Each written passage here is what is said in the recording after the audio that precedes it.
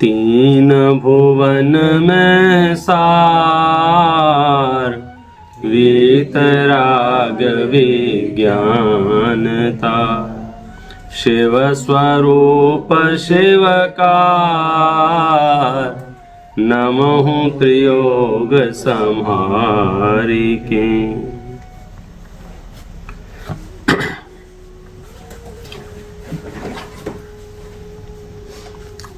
छह ढाला के ऊपर अपनी चर्चा चल रही है।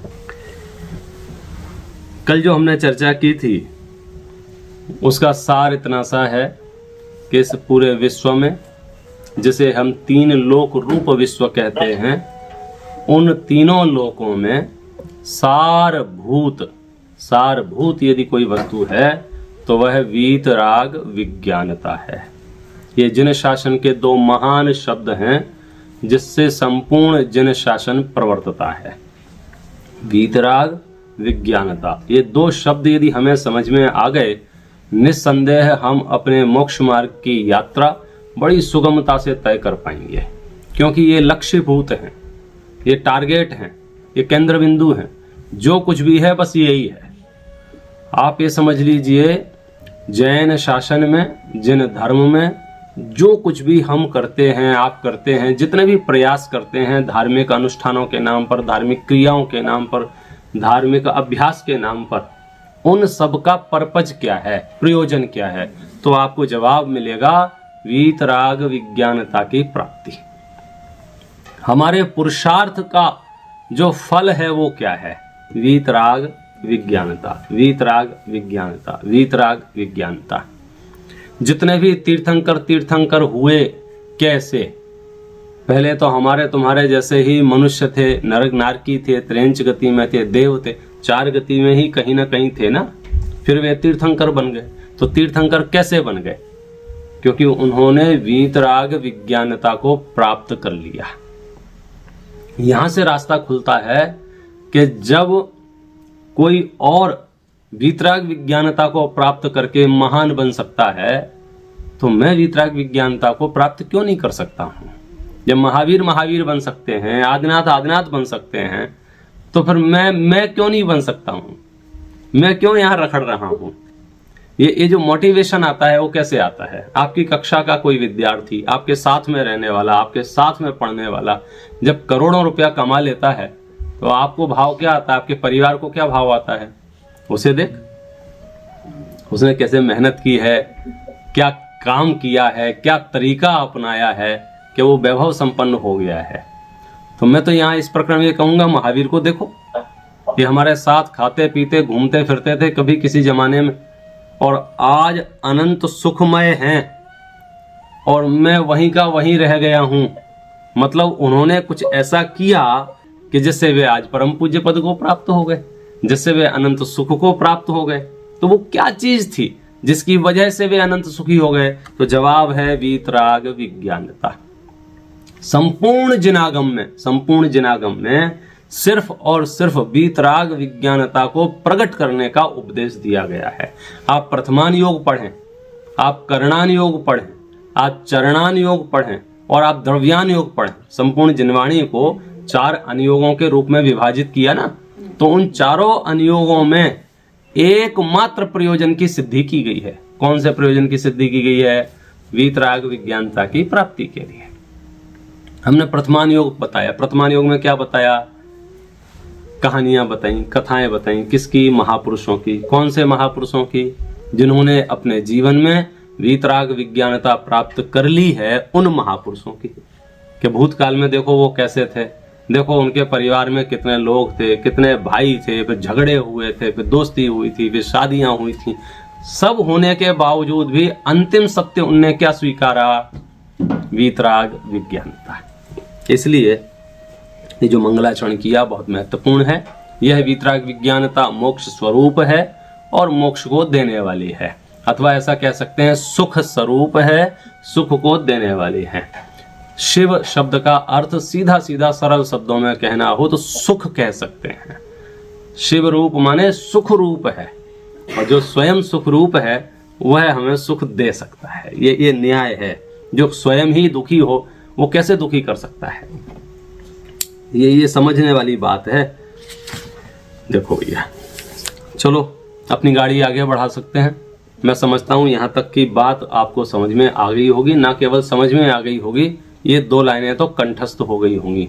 बात तो ये की थी कि कल की सभा हम ये 2 लाइनें सुनेंगे फिर चालू करेंगे, लेकिन समय बचाते हुए हमें विश्वास करते हैं ये 2 लाइनें आप सबको याद होंगी, और कदाचित ना हो तो याद कर लेना।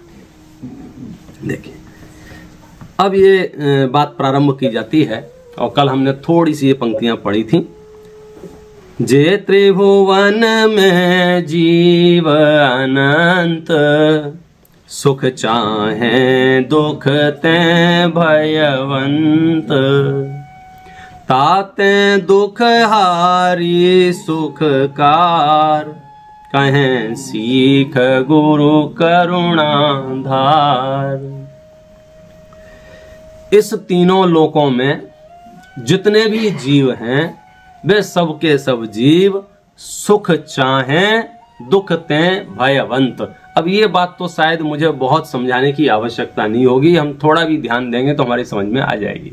चाहे वो 1 इंद्रिय हो, चाहे 2 इंद्रिय हो, चाहे 3 इंद्रिय जीव हो, चाहे 4 इंद्रिय जीव हो, चाहे संगी पंचेंद्रिय हो, चाहे असंगी पंचेंद्रिय हो, संसार में जितने भी जीव हैं वे क्या चाहते हैं? सुख चाहते हैं। किससे डरते हैं?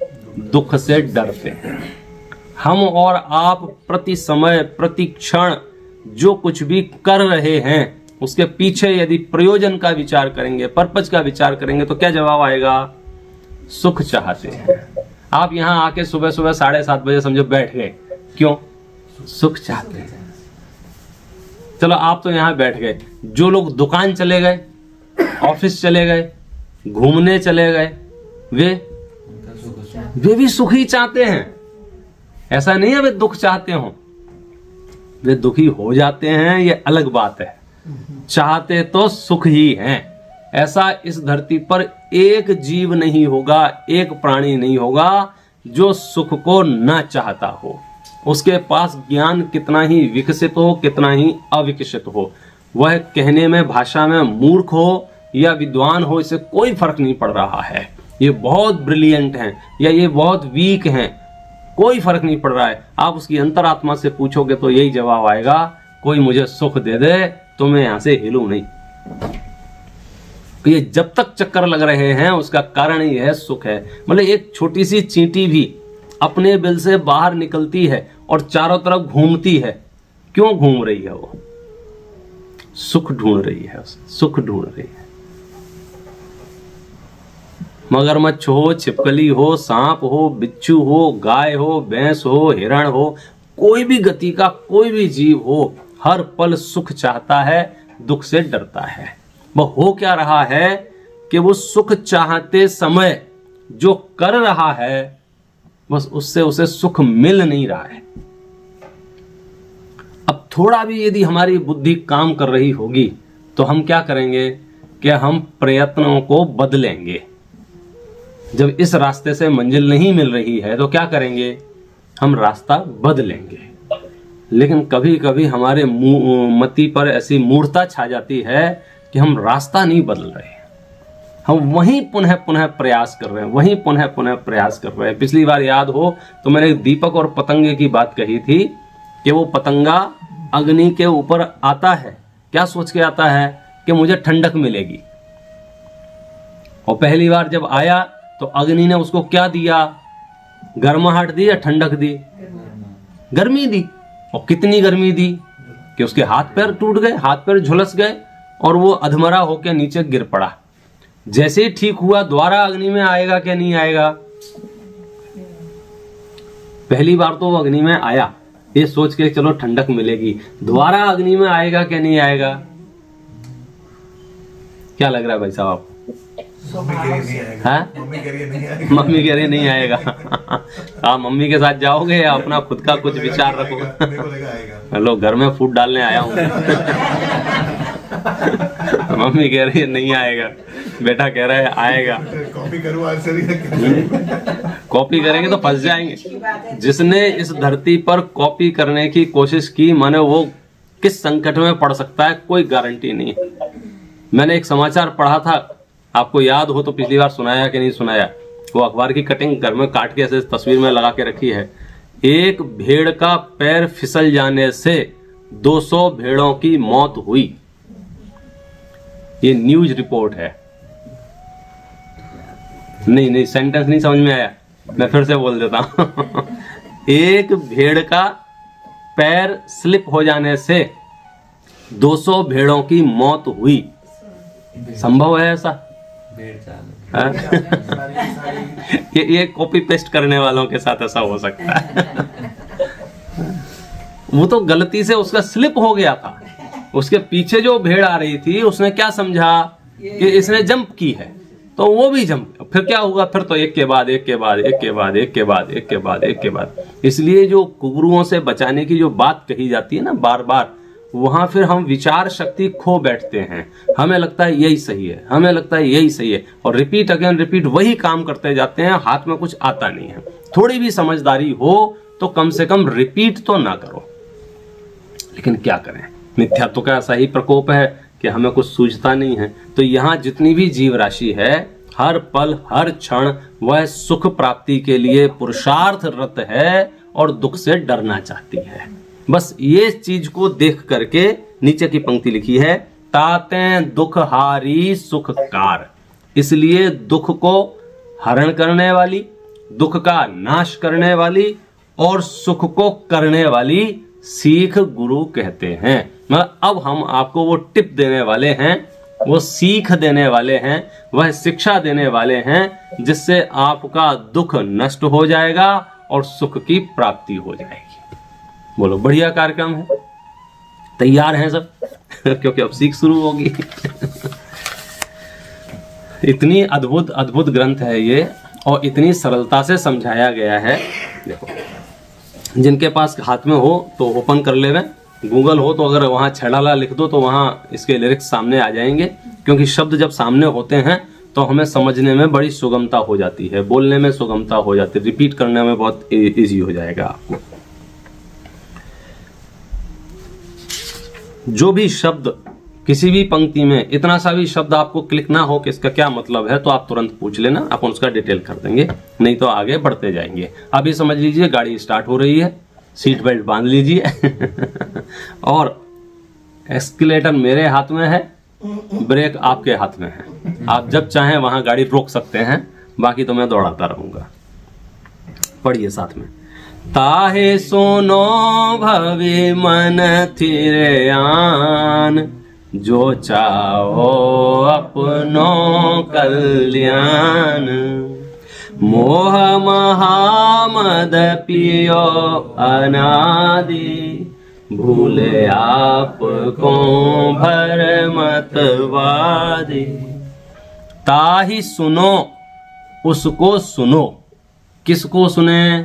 कि अभी 2 मिनट पहले कहा था ना, दुख हारी सुखकार कहें सीख गुरु करुणा धार। श्री गुरु हृदय में करुणा को धारण करके आपसे ऐसी सीख बता रहे हैं, ऐसी शिक्षा बता रहे हैं जो दुख का नाश कर देगी और सुख को उत्पन्न कर देगी।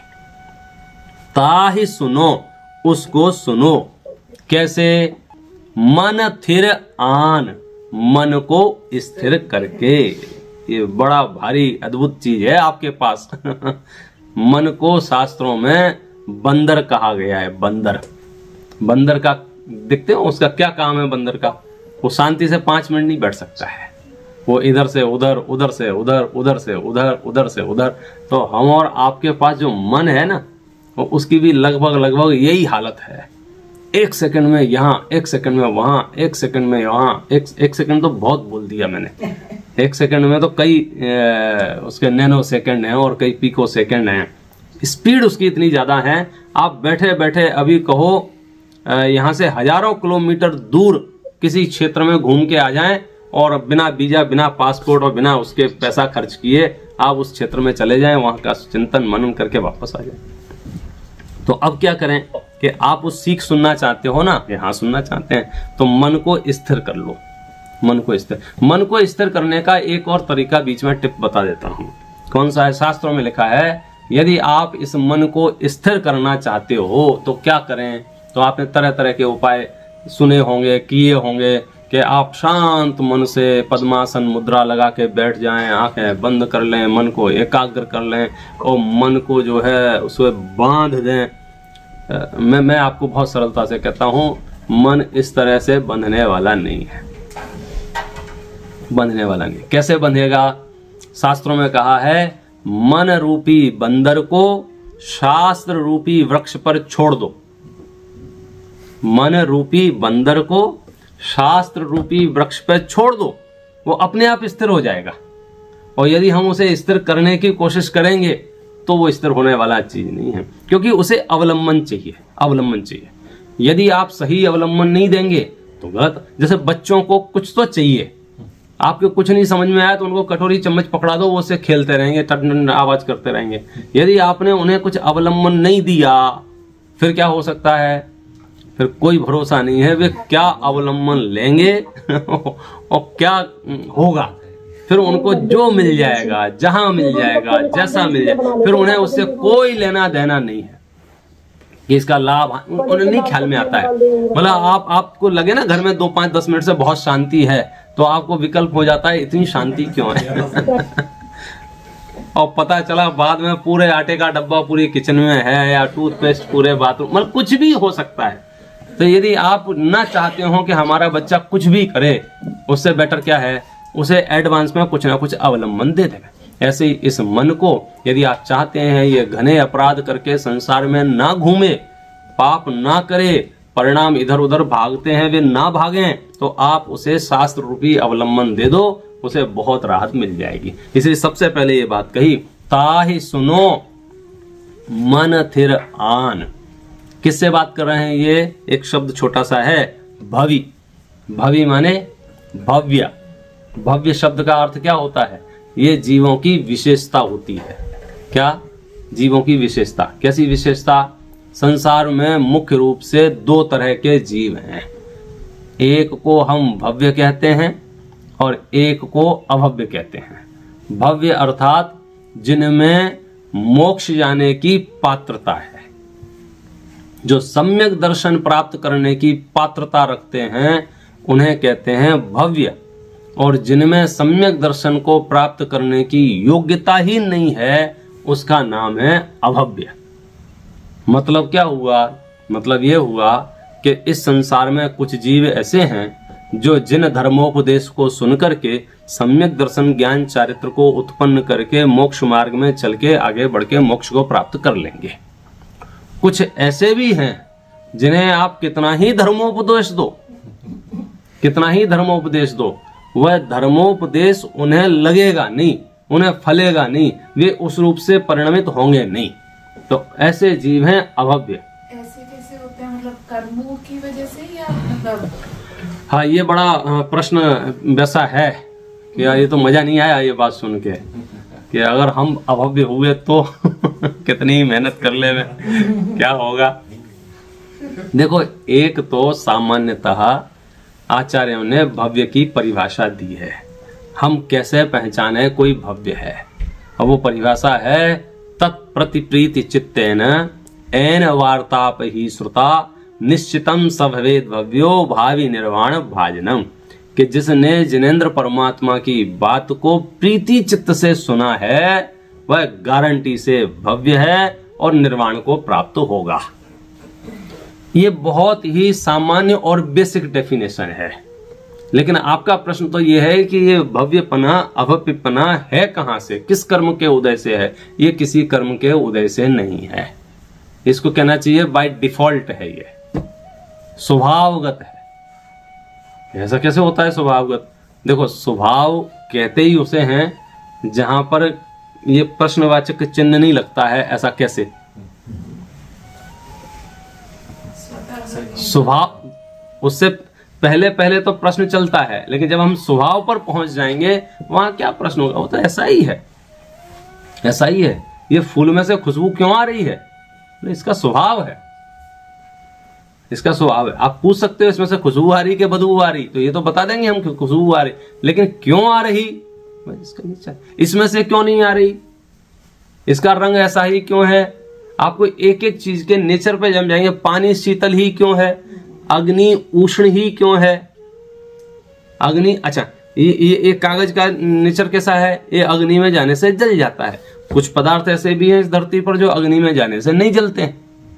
तो अग्नि में जाने से क्यों नहीं जलते हैं? उसका वैसा स्वभाव है, इसका ऐसा स्वभाव है। जब हम स्वभाव के नजदीक जाते हैं तो वहां कुछ प्रश्न उत्तर करके कुछ मिलता नहीं है। वो तो है, स्वभाव तो जानने योग्य है, उसमें हम कुछ कर नहीं सकते हैं। आप समझो, रसोई बनाते हैं, मूंग की दाल खरीद के लाते हैं, सबका एक जैसा पैसा देते हैं। उनमें से कुछ कुछ दाने ऐसे होते हैं जिन्हें आप कितनी ही सीटी क्यों ना ले लेवे कुकर की, या कितनी ही देर अग्नि पर क्यों ना रख लेवे, वो वैसे के वैसे रहते हैं। वो पकते नहीं हैं, जिसको कहते हैं वो सीझते नहीं हैं, वो सॉफ्ट नहीं होते हैं, जबकि पैसा तो आपने सबका दिया है। अच्छा, अग्नि पाक भी सबको एक जैसा हुआ है। अगर आधा घंटे रखा है अग्नि के ऊपर तो सबको ही रखा है। उसमें से अधिकांश दाने तो सॉफ्ट हैं, जैसा हम चाहते हैं, जैसा हम खाना हो जा। कुछ कुछ दाने इतने कठोर रह जाते हैं, ऐसा लगता है ये दाल है या पत्थर है। अच्छा, उसकी शक्ल, उसकी सूरत, उसकी बनावट बिल्कुल मूंग के दाल की तरह है। अच्छा, वो मूंग की दाल का दाना निकला भी कहाँ से है? मिट्टी में से नहीं आया है, वो है भी पेड़ की उस समझो फली में से ही निकला है, उसमें से जहां से दूसरे दाने आए हैं वहां से। तो वो सब एक रूप होने पर भी उसका स्वभाव ऐसा ही है। तो ऐसे ही भव्य और अभव्य जो दो भेद किए हैं, इसलिए उपदेश जो दिया गया है शास्त्रों में, वह भव्य जीवों के लिए उपदेश दिया गया है। ये इन प्रश्नों का समाधान, ये जो ऐसे प्रश्न आते हैं ना, अटपटे ऐसे कैसे, ऐसे कैसे, जब हम शास्त्र अभ्यास निरंतर करते हैं तो बड़े सुगम हो जाते हैं। कोई भी फील्ड हो, कोई भी क्षेत्र हो, जब आप उस क्षेत्र की वस्तुएं जानने जाते हैं तो शुरुआत में वे सारी की सारी बड़ी शॉकिंग होती हैं। ऐसा कैसे हो सकता है? आप शरीर विज्ञान को आप जानने जाएं, कोई कहे इसमें इतनी हड्डियां हैं और इतनी नसें हैं और इतने किलो खून है और इतनी कोशिकाएं हैं और इतने ब्लड सेल्स हैं और इतने वाइट ब्लड सेल्स, इतने रेड ब्लड सेल्स हैं, और फिर वो ऐसा होता है, फिर वैसा होता है। शुरू तो प्रथम बार जब सुनेंगे, ये क्या तमाशा, ये क्या तमाशा, गजब हो गया। ये देखो, ये आपको मूंग की दाल है 1 चम्मच, इस मूंग की दाल को खाएंगे और ये ऐसी मैन्युफैक्चरिंग मशीन है, इसकी मूंग की दाल में से कुछ अंश खून रूप हो जाएगा, कुछ हड्डी रूप हो जाएगा, कुछ मांस रूप हो जाएगा, कुछ मज्जा रूप हो जाएगा। तो फिर अंदर कौन बैठा है जो ऐसा कर देगा? कोई नहीं बैठा है। मतलब इस स्वचालित व्यवस्था को समझने में शुरुआत में थोड़ा सा लग सकता है भाई कठिन नहीं है। तो यहाँ तो अपन मुद्दे की बात यह है कि आचार्य देव भव्य जीवों से बात करना चाहते हैं। उनसे कहते हैं, ताहि सुनो भव मन थिर आन। कौन सुने? जो चाहो अपनो कल्याण। जो अपना कल्याण करना चाहते हैं वे सुने, और जो अपना कल्याण नहीं करना चाहते हैं वे जो कर रहे थे वो करते रहे, अपन को क्या लेना देना है। अब बात शुरू करते हैं। मोह महामद पियो अनादि, भूल आपको भर मतवादी।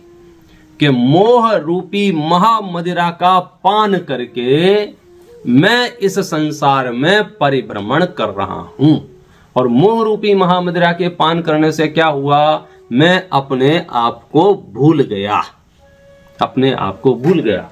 जो अपने आप को भूल जाए उसकी क्या दशा हो, समझो, बोलो क्या दशा हो। देखते हैं हम मनुष्य गति में भी कितने जीव होंगे जो अपने परिवार को भूल गए हों, जो अपने घर को भूल गए हों, जो अपने रास्ते भूल गए हों। फिर देखो उनकी क्या दशाएं होती हैं। पड़े रहते हैं, जहां जो मिल जाए ले लेते हैं। जो क्या करें, क्योंकि उन्हें कुछ स्मरण ही नहीं आ रहा है, वे कहां जाएं। लोग उनकी सहायता भी करना चाहें, चलो मैं आपको छोड़ देता हूं, कहां जाना है आपको? आपको है हमें नहीं पता। तो अब मैं क्या करूं बता? आप तकलीफ में हैं, आपकी तकलीफ मुझे दिख रही है, मुझे करुणा भी आई। मैंने सोचा चलो इनको इनकी मंजिल पर पहुंचा देते हैं, इनको इनके घर पहुंचा देते हैं। हमने इनसे पूछा आप कौन हैं? ये हमको घूर के देखते ही जा रहे हैं, कुछ बोल ही नहीं रहे हैं। तो आप बताओ क्या करें? ऐसी कौन सी मशीन है जिसे हम पता लगाएं कि ये कौन है, जब तक ये खुद ना बोलें कि हम ये हैं। ये कहें कि मेरा नाम ये है, मेरा पता ये है, मैं यहाँ का रहने वाला हूँ, यहाँ का हूँ। तो ये कहें कि मैं भारत का हूँ, तो मैं इनको भारत भेजूं। मेरे पास पैसे नहीं हो तो 10 लोगों से 2-2, 5-5, 10-10 रुपया इकट्ठे करके हम इनको व्यवस्था करके इनको पता तो चल जाए ना इनका करना क्या है, पता ही नहीं है तो यहाँ ये बता रहे हैं कि हम अपने मंजिल तक क्यों नहीं पहुंच पा रहे हैं। उसमें सबसे बड़ा कारण क्या है? भूल आपको, हम अपने आप को भूल गए हैं। अभी सुनने में भी बड़ा अटपटा लग सकता है आपको। आप अपने आप को भूल गए हो कि आप अपने आप को याद रखे हुए हो? आप अपने आप को जानते हो कि नहीं जानते हो? जानते हो? कौन हो आप? बताइए कौन हो? क्या नाम है आपका? ध्रुव। हाँ, ध्रुव नाम है। कहाँ रहते हो? अच्छा अच्छा, कहाँ से आए हो? तो आप जो कुछ भी अपने बारे में जानते हैं, आचार्य देव कह रहे हैं इसको फाड़ के फेंक दो। ये सब फर्जी है, ये सब फर्जी है, ये सब एकदम फर्जी। माने आप भ्रमित हैं, आपको भ्रम हो गया है, और उस भ्रम के आगे चर्चा करेंगे। अभी तो इतना कहा और इस उदाहरण इतना सरल दिया है। इसमें समझने वाली बात यह है, अपने आप को दोषी ठहराने की आवश्यकता नहीं है। कारण क्या है कि मेरी जो दशा हो रही है उसमें सबसे बड़ा फैक्टर क्या है? मोह महामद पियो अनल। मोह रूपी महामदिरा पी रखी है मैंने, मोह रूपी महामदिरा। अब मोह रूपी महामदिरा का असर तो आप जानते ही होंगे। मोह रूपी मदिरा का काम क्या है? एक राजा जा रहा था अपनी सवारी लेके, सामने एक व्यक्ति आ गया, राजा जी रुको। राजा जी ने बोला हाँ बोलो क्या काम है? बोलता है हाथी बेचोगे क्या? तो राजा जी ने कहा कि नहीं आज नहीं, कल बेचेंगे, आज तो हम घूमने जा रहे हैं। अगले दिन उसको राज दरबार में बुलाया और फिर उससे पूछा क्यों भैया हाथी खरीदोगे क्या? अरे महाराज कैसी बातें करते हो, मैं कहाँ आप कहाँ, मैं मेरे पास तो कुत्ते बिल्ली खरीदने के पैसे नहीं, आप हाथी की बात कर रहे हो। नहीं बोले कल आप बोल रहे थे, तो बोलो क्या जवाब देगा वो? मैं नहीं बोल रहा था। कौन बोल रहा था? वो मदिरा बोल रही, वो शराब बोल रही थी। मैं शराब के नशे में था, तो इसलिए शराब के नशे में जो व्यक्ति है उसकी बुद्धि काम करना बंद कर देती, उसको सूझता ही नहीं है, उसको समझ ही नहीं रहा है। जिसको सूझ नहीं रहा है, फिर आप समझ लीजिए उसके साथ क्या क्या दुर्दशाएं, क्या क्या दुर्गतियां उसकी नहीं हो सकती हैं। इसलिए ये जो बात कही कि मैं अनादि काल से इस संसार में परिभ्रमण कर रहा हूं मोह रूपी मदिरा को पी पी कर, तो मोह रूपी मदिरा को पान करने से अपना स्वरूप भूल गया हूं और संसार परिभ्रमण कर रहा हूं। जैसे मैंने ये बात कही कि संसार भ्रमण कर रहा हूं, तो आपके मन में प्रश्न आया कि कब से, कैसे, कहां कहां। तो अब उसकी चर्चा प्रारंभ करते हैं। देखिए, तास भ्रमण की है बहु कथा, पै कछु कहूं कही मुनि यथा, काल अनंत निगोद मझार, बीत्यो एक इंद्रिय तन धार। क्या कहें? तास भ्रमण की है बहु कथा, उस परिभ्रमण की बहुत लंबी कथा है। तास भ्रमण की है बहु कथा, बहु कथा माने बहुत विस्तृत कथा है। पै कछु कहूं, फिर भी मैं कुछ कहता हूं, कही मुनि यथा, जैसी मुनिराजों ने कही है, जैसी आचार्यों ने कही है। अब यहां से बात प्रारंभ करते हैं। देखो अब कहने में ये ग्रंथ जो है कौन से अनियोग का ग्रंथ है? कौन से अनियोग का ग्रंथ है? देखो यहाँ क्या लिख रहे हैं। ये ग्रंथ जो है ना, ये कहानियों का ग्रंथ है। इसमें कथा बताई गई है।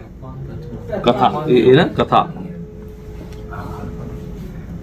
देखो अनियोगों पे जाओगे तो इसमें मैं आगे जाके बताऊंगा, सारे अनियोग आ जाएंगे। सारे अनियोग आ जाएंगे, कोई अनियोग छूटेगा नहीं। मुख्य रूप से इसमें कथा बताई गई है, और कथा एक ऐसी विधा है, बड़े बूढ़े बच्चे समझदार कम समझदार सबको सुनने में सुगम होती है।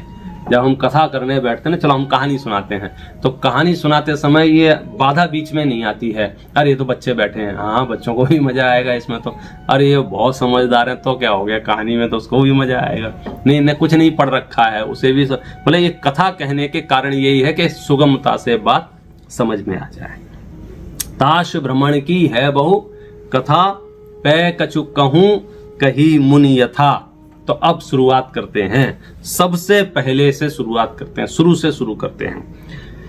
काल अनंत निगोद मझार बीत्यो एकेंद्रिय तन धार।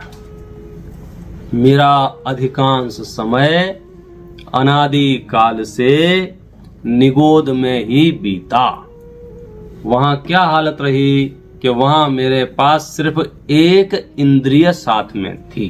बीत्यो एक इंद्रिय तन धार, एक इंद्रिय शरीर को धारण करके मैं वहां अनादि काल तक रहा। अब ये अनादि शब्द जो बोलते हैं ना, ऐसे बोलने में तो बहुत छोटा है, 3 अक्षर का है, लेकिन जब इसका भाव भाषण करने जाते हैं तो अनादि का मतलब क्या है। आप सोचो, ये बीच में वो आया था ना, क्या आया था अपने पेंडेमिक, कोरोना, उसमें आपको आइसोलेट किया जा रहा था कितने दिन के लिए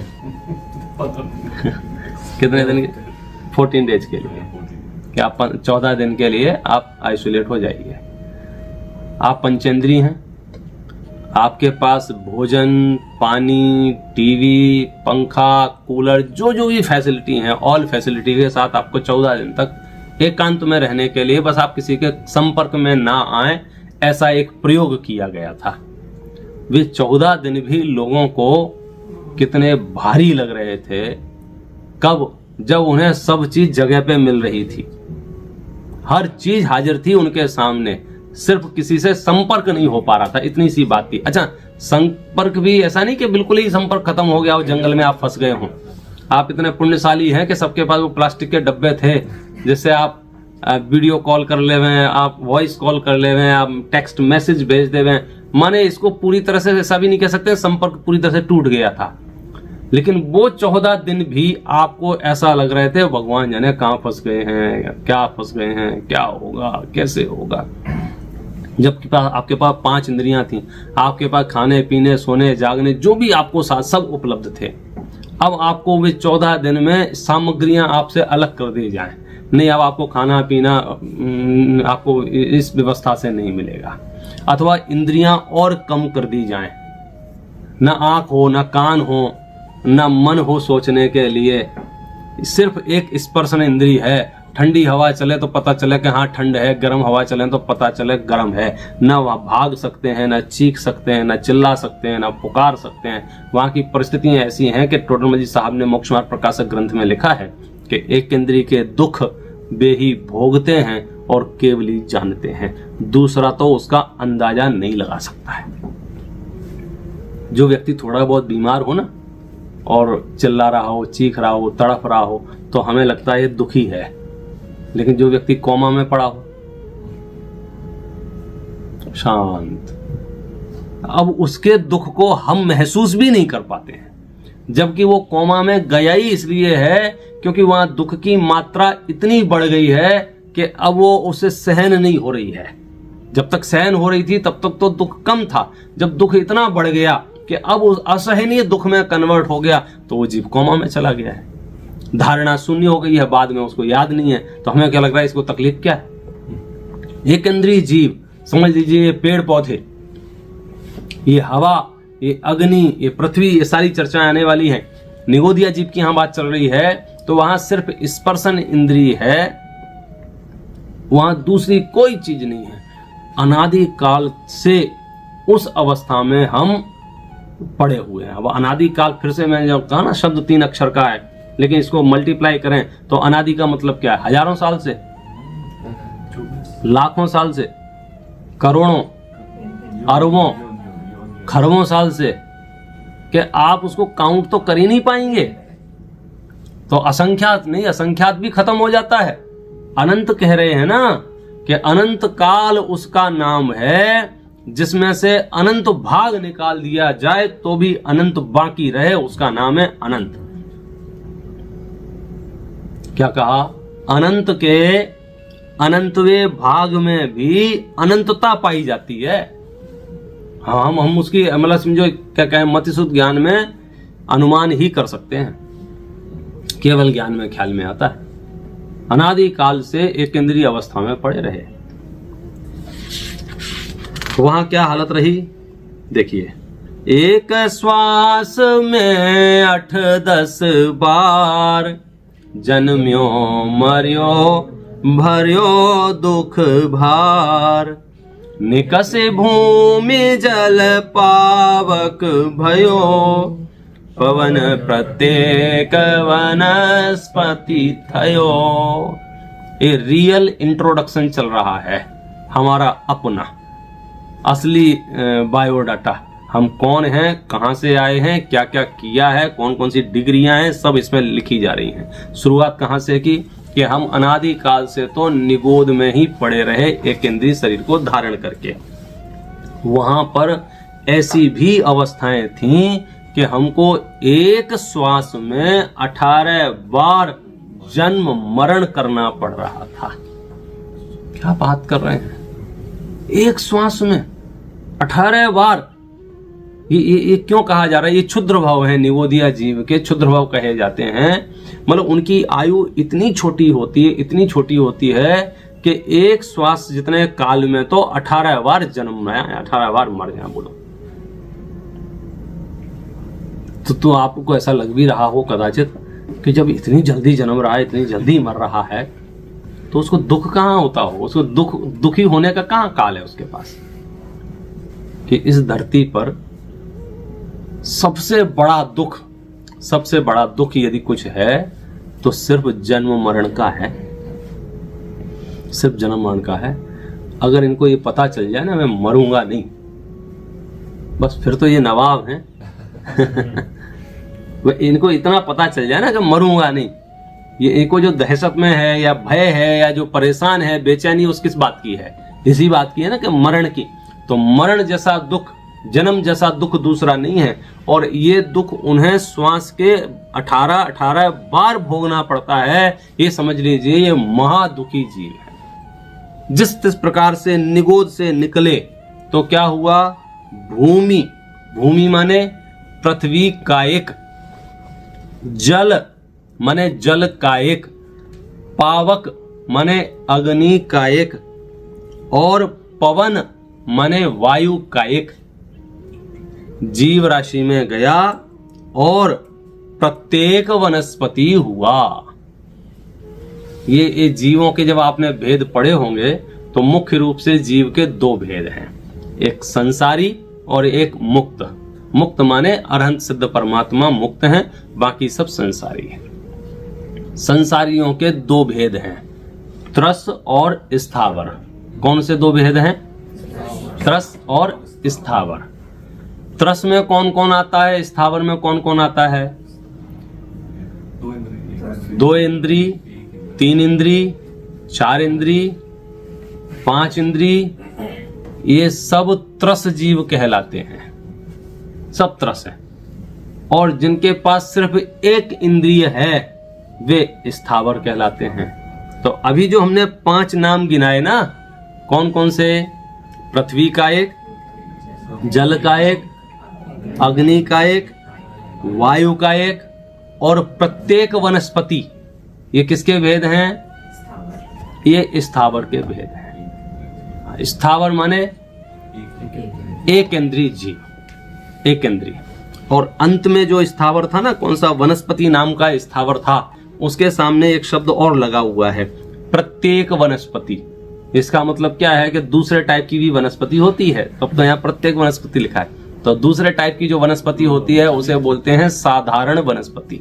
वनस्पति के 2 भेद हैं, एक साधारण वनस्पति, एक प्रत्येक वनस्पति। हम ये कह सकते हैं जहां पर अनंत जीव राशि एक शरीर रूप रहती है वह है साधारण, और जहां पर अनंत जीवों का शरीर एक ना होकर के एक एक शरीर में एक एक जीव है वह है प्रत्येक। या इसको सुगमता से समझे, इसके दोनों भेद मिलेंगे आपको। एक साधारण और प्रत्येक के भेद से वनस्पति के 2 भेद मिलेंगे, एक प्रत्येक में भी 2 भेद मिलेंगे, जिसका नाम है सप्रतिष्ठित वनस्पति और अप्रतिष्ठित वनस्पति। यहां पर समझो, जिस भाषा में बात चल रही है उसमें समझ लो, साधारण वनस्पति को यहां पर निगोद कहा गया है। साधारण वनस्पति माने निगोद की अवस्था, और उस निगोद की अवस्था रूप अनादिकाल बीत गया, और उस निगोद से जब निकले तो इंद्रियां दो नहीं हो गई, इंद्री तो एक ही रही, लेकिन पृथ्वी का एक, जल का एक, अग्नि का एक, वायु का एक। क्या मतलब इसका कि जल ही है शरीर जिनका वे जल का एक, वायु ही है शरीर जिनकी वे वायु का एक, अग्नि ही है शरीर जिनका वे अग्नि का एक, पृथ्वी ही है शरीर जिनका वे पृथ्वी का एक, और वनस्पति ही है शरीर जिनका वे वनस्पति का एक। इस तरह से 5 स्थावर रूप मेरा जन्म हुआ। ये आपको कहानी जो सुनाई जा रही है ये शुरू से सुनाई जा रही है कि अनादिकाल से जीव की क्या दशा है, कि अनादिकाल से अनंत जीव राशि तो निगोद रूप ही है। उसमें से कुछ जीव पृथ्वी का एक, जल का एक, अग्नि का एक, वायु का एक, और प्रत्येक वनस्पति का एक रूप बन जाते हैं। महाभाग्य से देखो आगे लिखते हैं, दुर्लभ लहे जो चिंतामणि त्यों पर्याय लही त्रश तणी लट पिपील अलियादि शरीर धर धर मर्यो सही बहु। क्या उदाहरण देके समझाया है। दुर्लभ लह जो चिंतामणि, चिंतामणि रत्न का प्राप्त करना जैसे दुर्लभ है, कठिन है। चिंतामणि रत्न ऐसे थोड़ी कि वो कंकड़ पत्थर जैसे पड़े मिल जाए किसी को, महादुर्लभ है। इसका प्रयोग ऐसा है कि चौराहे पे आप चिंतामणि रत्न रख दो और 2 दिन बाद आओ फिर ढूंढ के बता दो कहाँ है। जैसे चिंतामणि रत्न का मिलना बहुत दुर्लभ है, ऐसे ही त्यों पर्याय लही त्रश तणी, उसी तरह से एक इंद्री से 2 इंद्री की पर्याय प्राप्त करना महादुर्लभ है। इसके लिए ऐसा उदाहरण दिया है। वो भाड़ होता है ना, भाड़ आपने सुना होगा, जहां चने वगैरह ये भूनते हैं तो क्या करता है, भाड़ भूंजने वाला चने भूंजता है तो क्यों भूंजता है, सारे चने बाहर निकल के बिखर जाए, उसमें ही रहे ना। उसकी पूरी कोशिश होती है कि एक भी चना बाहर ना निकले। कभी कभी वह ऊपर एक ऐसी जाली बना के भी ऊपर से रख देता है कि जो कुछ भी हो अंदर ही अंदर हो। उसके बावजूद भी चने जो फूटते हैं या उछलते हैं, 2-4 बाहर गिरते ही रहते हैं। ये कह रहे हैं कि अनंत जीव राशि में से कुछ जीव जैसे दुर्लभ चिंतामणि रत्न की प्राप्ति है, उसी तरह से कुछ जीव त्रस पर्याय को धारण करते हैं।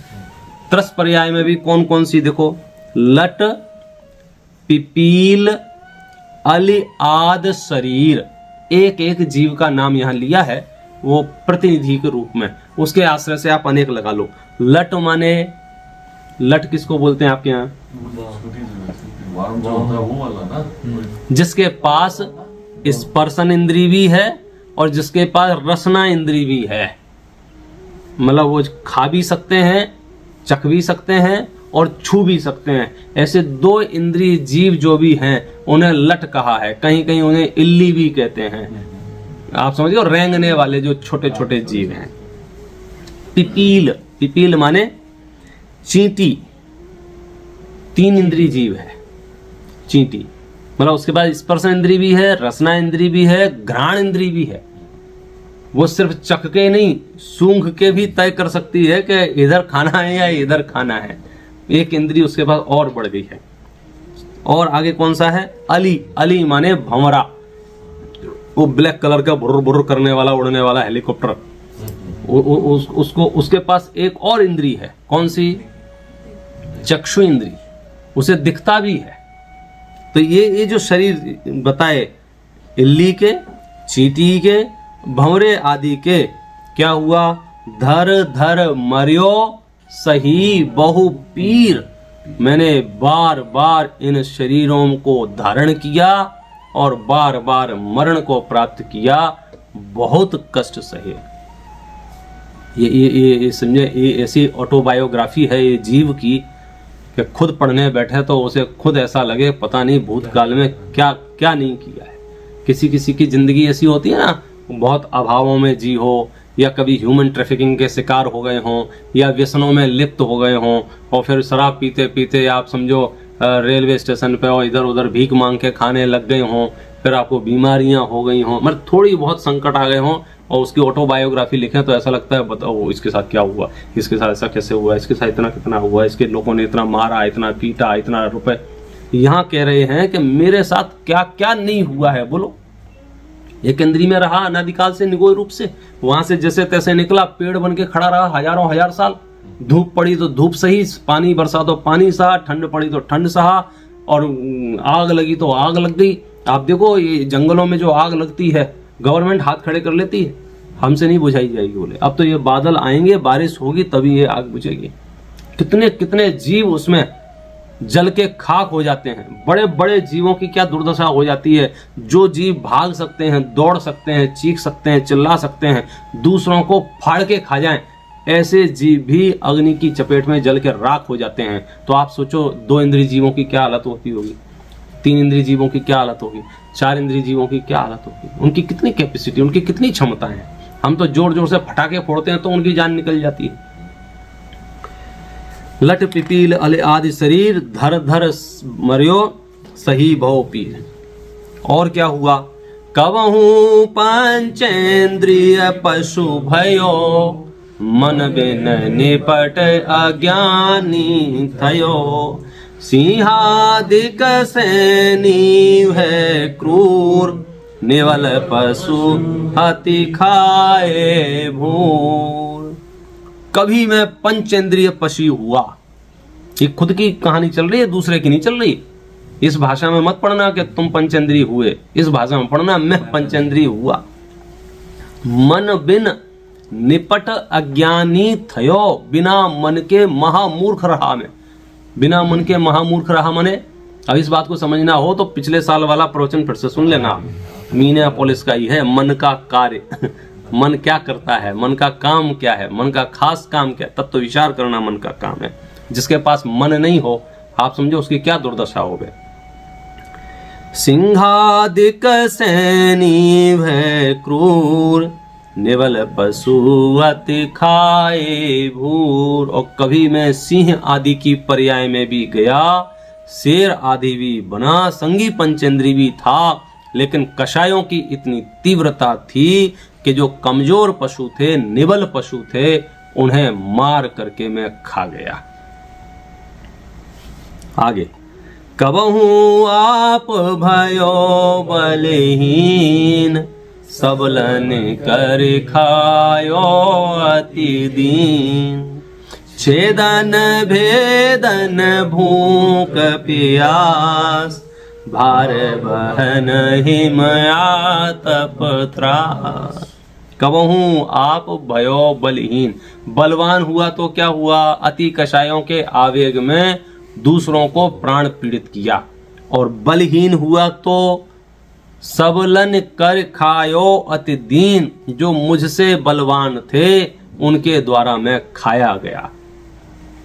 ये 6 डाला समझ लो, पूरा संसार आपकी आंखों के सामने आ जाए। पूरे विश्व में चल क्या रहा है, ये इसके अलावा क्या हो रहा है बोलो। आप थोड़े से समर्थ होते हैं तो दूसरों को दबाने लगते हैं, कमजोर होते हैं तो दूसरों से दबने लगते हैं। यहाँ त्रेंच गति की मुख्य रूप से बात चल रही है। आगे मनुष्यों की बात करेंगे तो त्रेंच गति में क्या हो रहा है आप देख लो, किसी भी जीव को देख लो, पूरे जंगल में भगदड़ मच रही है, भगदड़ मच रही है पूरे जंगल में। किस बात के लिए, कुछ जीव अपनी जान बचाने के लिए छटपटा रहे हैं, तरस रहे हैं, भाग रहे हैं। खूब जब गले तक ऐसा लगे प्यास, मरने ही वाले हैं, इतनी प्यास लगने पर वो नदी के किनारे जाते हैं पानी पीने के लिए। वहां भी संकट ऐसा है कि 2 घूंट पानी पिए तो कब जान चली जाए उसकी। कोई मगरमच्छ उसको खा जाए, कोई दूसरा जीव उसको, मतलब कितनी दहशत में जिंदगी है। ये तो लोग जो है ना, ये देखते रहते हैं, जू में जाएं या जंगलों में जाएं या वाव वाव करते रहते हैं, वाव वाव। हाँ, उनकी दशा, उनकी पीड़ा, उनकी वेदना, उनकी तकलीफ आप कल्पना नहीं कर सकते। ये तो उनकी कलरफुल, आप मोर को देखें कितने गजब के रंग हैं, आप मछलियों को देखें ये कैसी मछली है, कितनी कलरफुल मछली है, वो गजब हो गया। क्या गजब नहीं हो गया, वो उसके दुख की कल्पना नहीं कर सकते हैं। कितने घंटों से वो प्यासी है, क्या बात करो, तो पानी में है, अरे उसके योग्य नहीं मिलेगा तो वो प्यासी है, क्या करेंगे। समुद्रों में भी व्यक्ति प्यासा मर सकता है कि नहीं मर सकता है? अब कहाँ समुद्र का पानी, कितने लीटर पानी होता होगा समुद्र में? नहीं, मुझे आइडिया नहीं, आप समुद्रों के आसपास ज्यादा रहते हो। कितने किलो पानी होगा समुद्र? अरे भाई साहब क्या बात कर रहे हो, किलो किलो की बातें कहाँ कर रहे हो आप? समझे, आप अपार पानी है ना, फिर भी वहां कोई प्यासा मर सकता है? मरते हैं। तो इसलिए वो मछली कितने दिन से भूखी है। अच्छा, इतनी बड़ी मछली के उसके पेट में दर्द है, उसके सर में दर्द है, या उसकी आंख फूट गई है, या उसके गले, कोई कल्पना नहीं कर सकता है। हम तो बाहर से उसका रंग और आकार देखने मात्र से ही भ्रमित हो जाते हैं, ऐसा लगता है और ये मजे हैं, इनके मजे हैं। लिखा है ना, छेदन भेदन भूख प्यास भार वहन हिम आतप त्रास। छेदे जाने का, जो घोड़े हैं, बैल हैं, इनकी नाक छेद देते हैं, रस्सी डाल देते हैं, क्योंकि गले में रस्सी डाले ना तो उसकी ताकत इतनी होती है कि वो भाग जाए, तो इसलिए नाक में रस्सी डालते हैं। तो उससे क्या है कि वो कंट्रोल में रहे। आप उसकी पीड़ा की कल्पना कर सकते हैं। भेद दिए जाते हैं, भूखे रखे जाते हैं, घंटों से बंधे रहते हैं, प्यास से परेशान रहते हैं।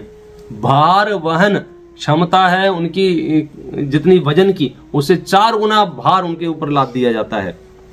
हिम आतप त्रास, ठंड से गर्मी का दुख उनको सहना पड़ता है।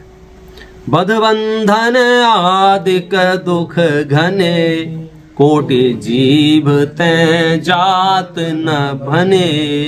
अति संक्लेश भाव ते मर्यो, घोर स्वप्र सागर में। बांधे जाने के, मारे जाने के, बध माने मारा जाना, बंधन माने बंधन में डालना, अनेक प्रकार के दुख सहे। कितने दुख सहे? कोटि जीभ ते जात न भने। आप भाई साहब करोड़ों जिह्वाओं से कहने बैठेंगे तो भी आप उनके दुखों के वर्णन नहीं कर सकते। ये तो क्या है, थोड़ा सा पुण्योग ठीक मिल गया ना, सो खाने पीने रहने को सब अनुकूलताएं मिल गई हैं, इसलिए ये दिमाग काम नहीं कर रहा है मनुष्य गति के जीव का। वरना आप संसार के स्वरूप का विचार करो तो अनंत जीव राशि एक एक दाने के लिए तरस रही है, एक एक दाने के लिए। अति संक्लेश भावते मर्यो। अधिकांश त्रेंच गति के जीव, अधिकांश त्रेंच गति के जीव अति संक्लेश में, रोड पार कर रहे हैं, गाड़ी से उछल गए और उनकी क्या हालत हुई, कहाँ डैमेज हुआ, कितने दिनों तक वहां तड़पते रहेंगे, कब उनकी आयु पूरी होगी, कितना संक्लेश भाव उनके चित्त में होगा। मतलब आकुलता आकुलता आकुलता। घोर स्वभ्र सागर में पर्यो, और त्रेंच गति की आयु पूरी करके संक्लेश भाव के कारण से मरकर नरक गति में पहुंच गया। तो नरक गति में क्या है? तहां भूमि पर सत दुख इसो, बिच्छू सहस डसे नहीं तिसो। तहां राध श्रोणित वाहिनी, क्रमिकुल कलित देह दाहिनी। वहां की भूमि स्पर्श करते ही ऐसा लगता है, इतना कष्ट होता है, इतनी वेदना होती है कि हजारों बिच्छू काटने पर भी उतनी वेदना नहीं होती है। आप समझ लो कि कितनी वेदना होगी। कहां? नरक में। कैसी वेदना है नरक में? अभी किसी ने मारा नहीं है, पीटा नहीं है, सताया नहीं है, दुख नहीं दिया है। अभी क्या कहा है? तहां भूमि पर सत दुख इसो। वहां की भूमि को स्पर्श करते ही इतना दुख होता है, मानो हजारों बिच्छू काटने पर भी उतना दुख नहीं हो सकता है। अब आप समझ लीजिए कितना अंदाजा है। तहां राध श्रोणित वाहिनी, वहां पर खून और मज्जे की नदियां बह रही हैं, और उसमें क्रम कुल कलित कीड़ों का समूह पड़ा हुआ है। देह दाहिनी, वो अगर हम उसमें ठंडक प्राप्त करने की इच्छा से प्रवेश भी कर जाएं तो वहां पर और शरीर को कष्ट ही होता है। जब शरीर को कष्ट होता है तो वहां से भाग के ऐसा लगता है चलो पेड़ों की छाव के नीचे बैठ जाएं, तो वहां के पेड़ भी किस जाति के हैं? सेमर तरु दल जुत असि पत्र, असि जो देह विदारे तत्र। मेरु समान लोह गली जाय, ऐसी शीत उष्णता था। मेरु, वहां पर पेड़ हैं, पेड़, उन पेड़ों का नाम है सेमर, सेमर तरु। कैसे हैं वे सेमर तरु? उनके जो पत्ते हैं वो तलवार की धार के जैसे हैं। क्या उस पेड़ के छांव के नीचे जाके बैठे हैं और पत्ते गिरे तो शरीर खंड खंड हो जाए। तो ऐसा सुनने में लगता है कि शरीर खंड खंड हो जाएगा तो मर जाएगा, तो वहां से मुक्ति मिल जाएगी कि नहीं। नरक के नारकी की एक अल्पनी, एक जब तक आयु पूर्ण नहीं होती है वहां से भागने का, वहां से छोड़ने का कोई उसके पास उपाय नहीं है। जैसे पारा होता है ना, पारा, उसके टुकड़े कर दो और फिर आप उसको पास में रखो तो फिर एक हो जाता है। ऐसे ही उनके शरीर की जो संरचना है वो उस मटेरियल से है, विक्रियक है कि वो मरते नहीं, मरण को प्राप्त नहीं होते हैं, वो पुनः पुनः। कितनी ठंड पड़ती है, कितनी गर्मी पड़ती है, उदाहरण देके समझा रहे हैं। मेरु समान, मेरु नाम सुना है? मेरु जरूर सुना होगा आप, अगर तीर्थ यात्राएं करने गए होंगे तो आपने मेरु, मेरु देखे होंगे, 5 मेरु सुने होंगे, 5 मेरु। कितना बड़ा होता है, बहुत विशाल रचना है मेरु की, बहुत विशाल रचना, लाख लाख योजन लंबे और इतने बड़े विशाल, इतने बड़े लोहे के गोले को अगर वहां छोड़ दिया जाए नरक में तो वहां इतनी गर्मी है कि वो पिघल जाता है पानी की तरह, और इतनी ठंड है कि वो छार छार हो जाता है।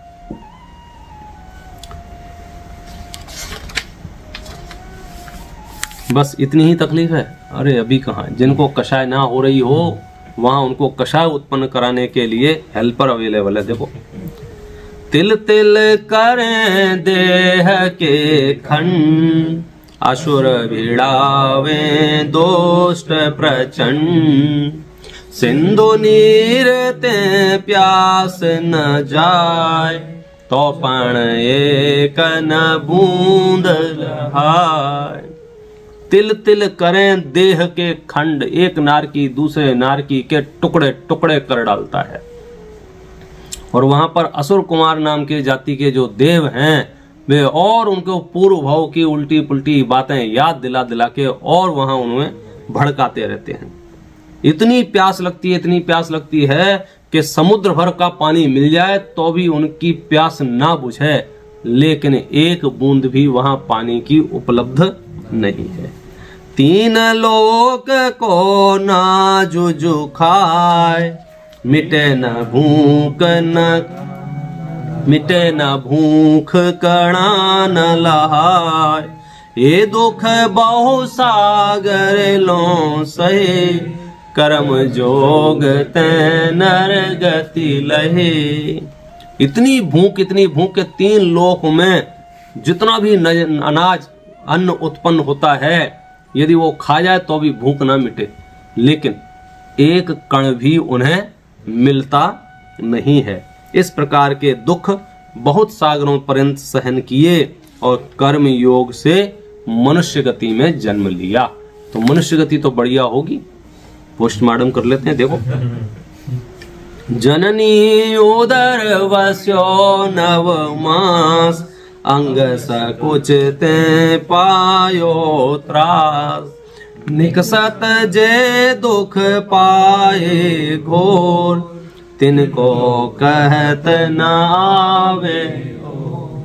जननी उदर वस्यो 9 मास, 9 महीने तक माता के पेट में रह के क्या हालत रही? अंग सकुचते पायो त्रास, अपने शरीर को भी स्ट्रेच करने को भी स्पेस नहीं है वहां पर। निकसत जे दुख पाए घोर, तिनको कहत न आवे और, जन्म के काल में कितनी पीड़ा हुई है उस दुख का वर्णन करने में भी असमर्थ हैं।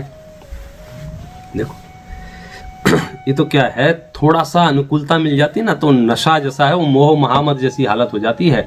अब ये इतना बड़ा घर भी छोटा लगने लग जाए, कहो ये हॉल छोटा है, ये कमरा छोटा है, ये हर चीज कम लगने लग जाए, चक्रवर्ती की 6 खंड की विभूति मिल जाए ना तो ये कहेगा 7वां खंड कहाँ है, और बताओ। ऐसी भूख ऐसी भूख है इसकी।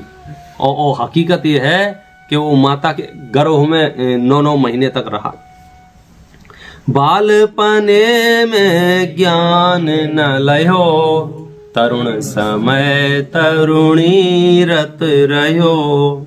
अर्धमृतक सम बूढ़ापनो, कैसे रूप लखे। बच्चे थे तो पता ही नहीं चला कब दिन निकल गए खेलते खाते में।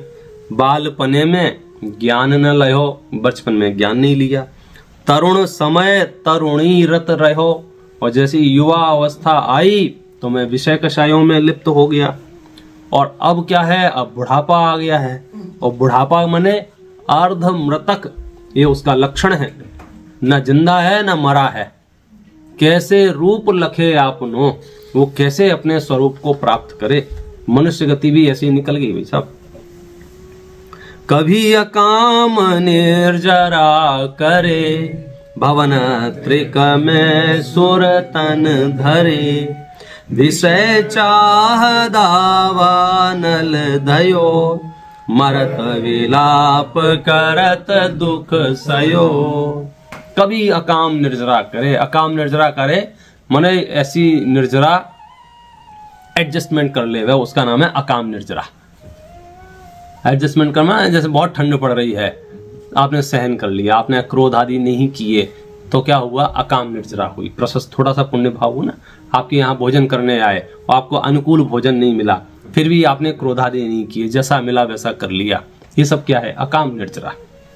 उससे क्या हुआ, भवन त्रिक में सुरतन धरे, स्वर्ग में चले गए। विषय चाह दावानल दयो, मरत विलाप करत दुख सयो। तो स्वर्ग में पहुंच गए तो क्या हो गया, मजे आ गए कि नहीं भाई साहब। ये तो वहां भी विषय चाह की दावानल दयो, दावानल माने जंगलों में लगने वाली आग को दावानल बोलते हैं। स्वर्ग के देवता क्या है, और भाई साहब डबल टेंशन में, आपको अंदाजा नहीं है। आप मनुष्य गति से अंदाजा लगा लो ना, जो मनुष्य गति में खाने में पीने में आजीविका में बीमारियों के इलाज में व्यस्त हैं, एक वो लाइफ स्टाइल है। और एक समझो जिनके पास थोड़ी अनुकूलता है, बढ़िया घर है, बढ़िया मकान है, बढ़िया गाड़ियां हैं, वे तो सुखी होंगे, वे तो सुखी होंगे ना। अरे भाई साहब यहाँ सिग्नल पर गाड़ी रोक लेवे ना और इधर नजर चली जाए, और यदि उसकी गाड़ी अपनी गाड़ी से थोड़ी भारी हुई, वो उस क्षण से वो ईर्ष्या पता नहीं चलता है, जन्म ले लेती है, इच्छा जन्म ले लेती है कि थोड़े और पैसे हो जाए तो ये वाली ले लूं, थोड़े और हो जाए तो ये वाली ले लूं। पहले घर के लिए तरसते थे कि कहीं तो मिल जाए, किराए का मिल जाए बस।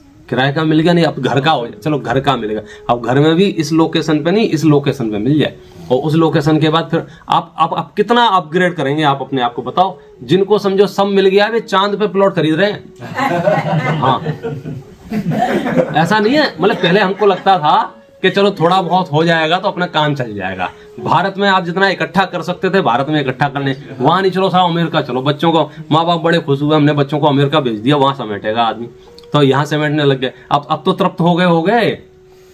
विषय चाह दावानल दयो, विषय चाह की दावानल में दहता रहता हूँ, जलता रहता हूँ मैं, 2400 घंटे जल रहे हैं। ये जितने करोड़पति अरबपति खरबपति दिख रहे हैं भाई साहब, ये अग्नि में जल रहे हैं। ये शकल से लगते हैं बहुत बढ़िया, इनकी आत्मा से पूछो, एक चवन्नी इनसे खर्च नहीं की जा सकती है, मर जाएंगे। जमीन में गाड़ के बैंक में रख के इनके हाथ से छूटे, क्यों इन्हें लग रहा है कि खर्च कर दूंगा तो मेरे पास बचेगा क्या। ये देवगति की भी लगभग में ऐसी स्थिति है। जो विमान वासी हु थाय, सम्यक दर्शन बिन दुख पाय। तहते चय था वर्तन धरे, यो परिवर्तन पूरे करे। जो कभी आप विमानवासी भी हो जाएं, विमानवासी माने थोड़े ऊंची जाति के देव, यदि आपके पास सम्यक दर्शन नहीं है तो वहां भी आप दुखी ही रहने वाले हैं। और इस प्रकार से तहते चय था वर्तन धरे, और वहां से स्वर्ग से आकर के, स्वर्ग से चय करके, स्वर्ग से च्युत होकर के थावर माने जहां से अपने चर्चा शुरू की थी, एकेंद्री पेड़ पौधे, थावर तन धरे, यो परिवर्तन पूरे करे। इस प्रकार से हम और आप अपने पंच परावर्तन को पूरा करते रहते हैं। हम क्या कर रहे हैं, हमारे समझो दादा के पास परदादा के पास अब कुछ नहीं था, गांव में छोटा सा मकान था और वो खुद ही सब काम करते थे, खुद ही सब, तो हमने अपग्रेड कर लिया। क्या कर लिया? अपग्रेड, पैसे कमा लिए, घर बना लिया, फलाना कर लिया, ढिकाना कर लिया। फिर क्या हुआ? फिर और अपग्रेड कर लिया, फिर और अपग्रेड कर लिया। अब ना उठा जा रहा है, ना बैठा जा रहा है, ना चला जा रहा है, ना फिरा जा रहा है। उठते हैं तो कमर में दर्द होता है, बैठते हैं तो फिर क्या हुआ? वापस। तो ये जो उपलब्धियां जिन्हें आप मान रहे हो, ये उपलब्धियां स्वर्ग गति के सुखों को कौन मूर्ख सुख कहेगा? मैं इसके लिए सिंपल सा उदाहरण देके बात पूरी करता हूं। आप सोचिए, जिस बकरे को काटा जाने वाला हो, बलि चढ़ाई जाने वाली हो, तो उस बकरे को नहलाते हैं, साबुन लगाते हैं, शैम्पू लगाते हैं, क्लीन करते हैं, तिलक करते हैं, माला पहनाते हैं, तेल लगाते हैं। आप बोलो, तो अब ये जो हो रहा है वो उसके लिए बढ़िया है कि खराब है? इसलिए तो हमने पिछली बार भजन गाया था ना, जिसमें कहा था कौन सा, जग के दुख की तो परवाह नहीं है, स्वर्ग सुख की भी चाह नहीं है। असली मोक्ष मार्गी जीव को स्वर्ग के सुख भी नहीं चाहिए, क्योंकि वे भी बहुत टेम्परेरी है, बहुत टेम्परेरी है। चारों गतियों का चप्पा चप्पा छान मारा, मुझे कहीं भी सुख नहीं मिला। अब मैं इन चार गतियों से मुक्त होना चाहता हूं। तो प्रश्न ये है कि आप तो इसका कारण खोजो कि चार गतियों में क्यों परिभ्रमण किया। तो उसका कारण दूसरी ढाल में बताया गया है, जिसकी चर्चा अपन अगले सत्र में करें।